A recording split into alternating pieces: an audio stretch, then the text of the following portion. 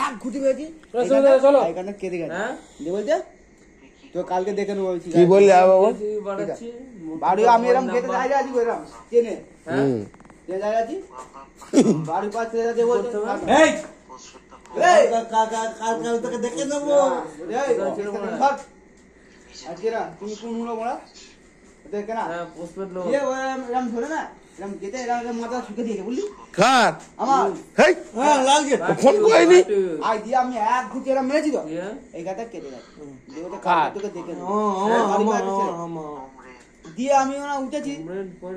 কাজ পরদিন এবার কাজে যাচ্ছি ও তারপর ফ্রেশ হয়ে গেছি রেন্ট পেমেন্ট